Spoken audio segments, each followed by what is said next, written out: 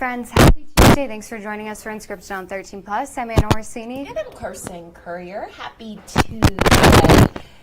Spooky out there. It is spooky out there, yeah. It's crazy to look at that picture and think about the weather that we've had all of the month of October. For sure. And the big switch that we're seeing now. So we'll get to Mallory in just a second. But in case you didn't know, the election is 1 week away. All the craziness, hopefully ramping down a week from now. But taking a live look out to Washington, D.C., the race for the White House, again, it ends exactly 1 week from today. Now, according to the University of Florida's election lab, over 47 million early ballots have already been cast. Here at home, though, the Republican Party holds an advantage in the number of ballots cast across Arizona. As of yesterday, the Republican advantage in our state is just about 100,000 early voters and mail-in votes returned.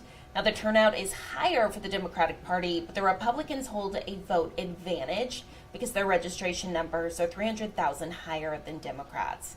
The vote totals at this time are running about 6% behind the 2020 election, which was impacted, of course, by the pandemic, but the numbers are a near mirror image of the 2016 election, which the GOP won statewide. So, of course, as we come up on Election Day a week from now, there are some important deadlines that you need to know about, especially if you haven't dropped that ballot off just yet. So if you still have that mail-in ballot, you need to send that back today. It is the last day to mail it back for it to be counted by Election Day. A reminder that you can always drop them off, though, at any voting location through Election Day. So if you're putting it in the mailbox and you're planning to drop it off, that needs to be done. If you want to drop it off, you can put that up until Election Day. And mine's still sitting on my counter. Remember yesterday how I said I was going to go do this? You still have a day. Put it in your mailbox. So I brought it with me today.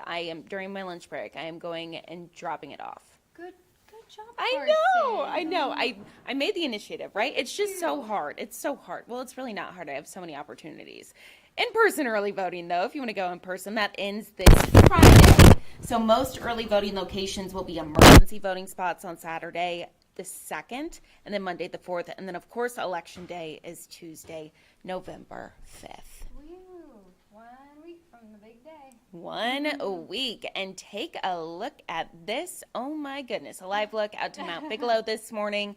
Definitely something we haven't seen in quite some time. It looks foggy, hazy up there, cold. Yeah. Love to see it. Crazy, spooky.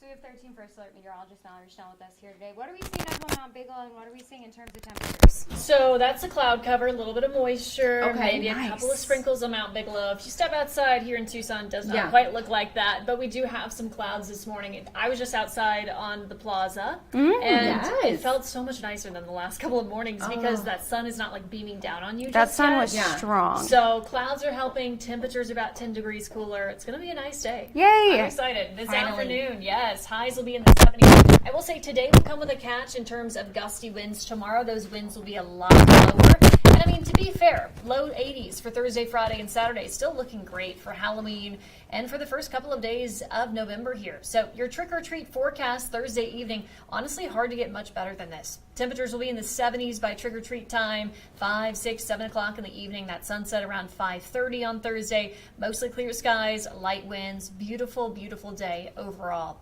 Right now, temperatures are in the 60s. That does include here in Tucson, 65, 66 in Sierra Vista, 67 in Nogales. We may warm up about 10 degrees today, but that looks to be about it because we've had a cold front track through the state this morning, brought us couple sprinkles, maybe a spotty shower north early on. Otherwise, it's bringing us this cloud cover to start. So that's what you're seeing in the gray color there.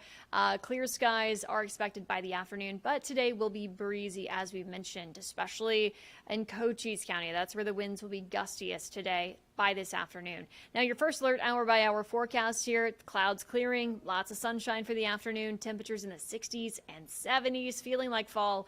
Any kind of wind gusts that we do have today will back off this evening, allowing temperatures to plummet overnight. So I'm first alerting you right now. Tomorrow morning is going to be chilly in the 30s and 40s pretty much all across the area. We do have a freeze warning east of Tucson once again, lower elevations of Graham, Greenlee, and Cochise counties. So a chilly start to the day, a beautiful afternoon in the 70s. We dip back down to similar temperatures Wednesday night. Then there's those 80s Thursday, Friday, and Saturday. then we could be tracking another weather system. So we're getting into a more active pattern, and the reason that's good for us, of course, we could use the rain, but also this will reinforce that cooler air in here. So should keep temperatures in the 70s and 80s as we head into November. So say goodbye to triple digits. Definitely, fingers crossed, we're saying goodbye to 90s even, but we'll see. There's always that chance throughout November that we could hit 90. Just like get a little sneaky one in there. Right, yeah. But I mean, for the foreseeable future, people have been wanting fall. This is definitely more fall-like, 70s, Perfect. 80s, crew neck weather. Yay. Is that what it said? Yes, Yeah. crew neck weather. So- So exciting, especially tomorrow morning. Whew. Yeah. Oh, we be love It's it. gonna be cold. Perfect. Thank you, Mallory. Of course. Thank you. Enjoy. And something that's happening now, thousands of dollars now in the hands of Pima Community College. So the federal government gave the school $131,000 to promote commercial driver's license programs in southern Arizona. So 13 News reporter Andres Rendon has more on this big push for CDL training. Truck drivers have a big role in this country as they're responsible for transporting over 70% of freight across the United States. But for some families, truck driving also means financial freedom. It's a great opportunity for the spouses to be able to work wherever with that CDL. It's a great opportunity for even the veterans themselves. It provides financial freedom. Doreen Mitchell was one PCC student who successfully completed the CDL course, and every year there are approximately 100 students enrolled in the program, but for many, it comes at a cost. The program requires 184 hours of training, but the number of hours does not meet the criteria for the college to receive federal financial aid. Luckily, though, the Federal Motor Carrier Safety Administration granted PCC $131,000 to help students out with the cost. With the grant, Academic Director for the Center for Transportation Training and Logistics, Missy Blair, says more students can participate in a high-demand career. PCC hopes to reach out to students in underserved communities and veterans, something that hits close to home for Blair. I'm also a veteran as well, so it's near and dear to my heart. Here in Tucson, we're very connected to the military community between Davis Monthan Air Force Base and the Air and the Army Guards, as well as Fort Huachuca. They are still within our area of serving if people wanted to take advantage of this grant. Along with a grant given to PCC, the state's Motor Vehicle Division also received a grant from the Department of Transportation, totaling $1.8 million to expand CDL efforts on their end. Reporting near Valencia and Country Club, Andres Rendon, 13 News. Okay, now take a look at this, something that is trending. I absolutely love this video. So this is Egg is the one that you see there in black, the cat, and then Sadie is the golden retriever mix. And you can see that these two new siblings, one of them was fond of the other, one of them not so much. Oh. I know. Poor Egg, a little spooked.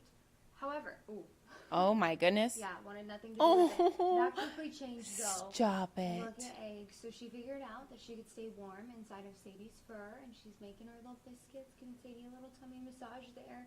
Now they're just the best of buds. Just needed some time to warm up to each other. This is hilarious because you have your golden retriever, which is just no brains, Friends. just wants to be friends with everyone. Yeah.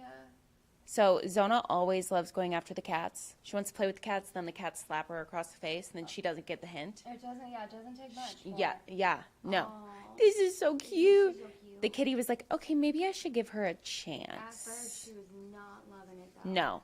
And poor Sadie's like, what? Mom, why? What is this thing? I know. My dog's never been around a cat. I don't know Really? how he reacts. No, Oh, I don't think he'd like it. I don't think he would love it. Because cats, if it was a full-grown cat, it'd be bigger than him. Yeah. I think he'd be down. Oh, look at Egg's fur, literally standing mad. straight up. Mad guy. They figured it out. So, That's all that matters. best of friends now. So cute.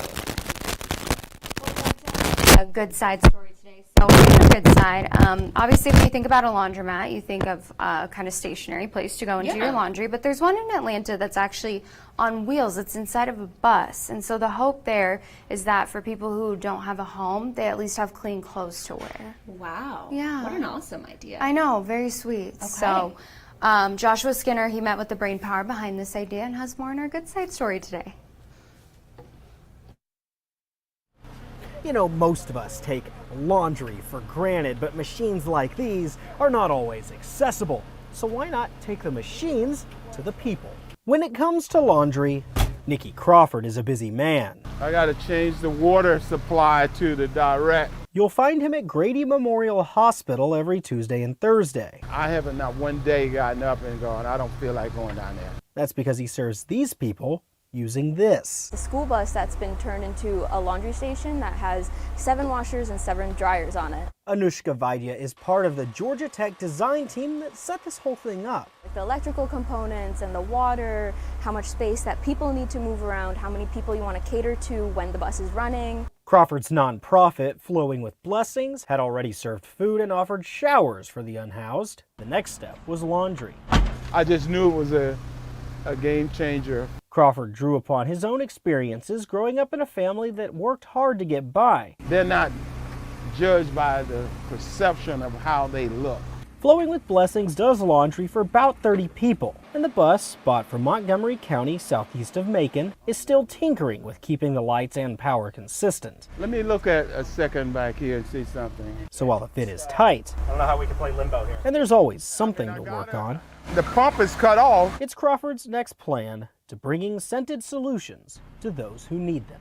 But this was the right thing. At Grady Memorial Hospital, Joshua Skinner, Best job I've ever had. I don't make a penny out of it. Atlanta News First.